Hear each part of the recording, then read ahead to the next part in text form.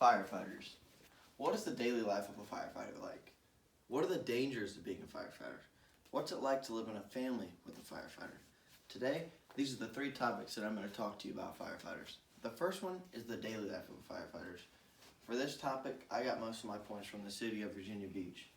According to the city of Virginia Beach, the average firefighter works 56 hours a week.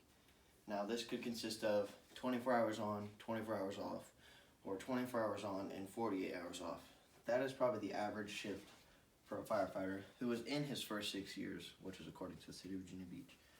So according to them, when they arrive, they will clean their gear, make sure everything is set up correctly in case of an emergency and they need to get out as soon as they can. Everything's prepared for that. Also, they will check the trucks and make sure those are all prepared for an emergency situation. And if they need to go, they can go right away and not have any problems.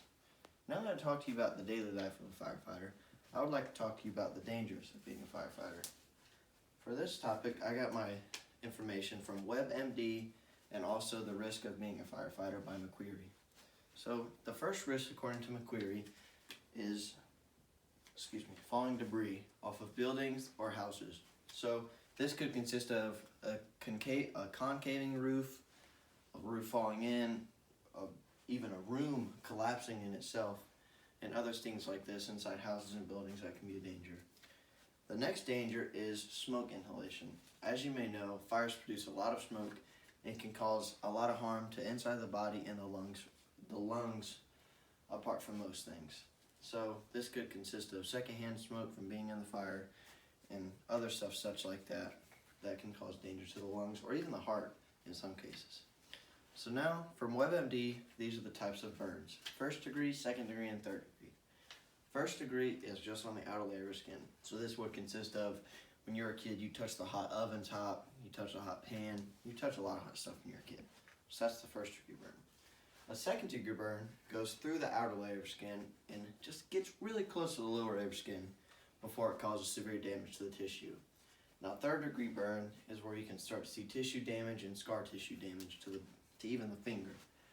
I've seen a burn before where, you can see the bone on the finger because he burned so deep, and it was gruesome.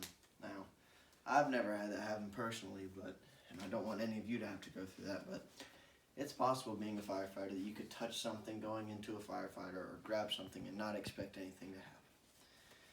The next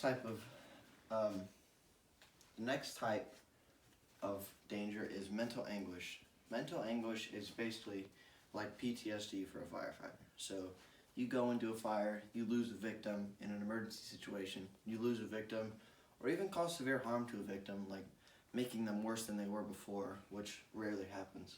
But that's what mental anguish is for firefighters, just the mental state that can ruin a firefighter's life and sometimes make them want to quit. Now that I talked to you about the dangers, now let's go to the life of a firefighter and being in a family with a firefighter. I've been in a family with a firefighter, my dad, Lieutenant John Russell, for 19 years. He started off being a firefighter when he was 20 years old and hasn't looked back since. He said it was the best decision he made to leave engineering and go be a firefighter. Now, a firefighter has its perks and it has its cons. The perks are that you get to have fun with your dad, you get to go see him at work sometimes and slide down the pole.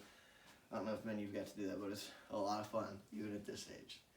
Some of the cons are the worries that go through your head. Some of the worries are just making sure he's okay, making sure everything's going smoothly at work and nothing's wrong. And the best part, I would say, is having the firefighter family around you guys. In an emergency situation, whenever you need them, they have your back and they're ready for a funeral, which is a sad time for firefighters, but even just a cookout with the firefighters is a lot of fun. And in conclusion, these are the three topics of being a firefighter that I discussed with you today. The typical day, the dangers, and the family of a firefighter. Thank you for listening, and I hope you have a great day.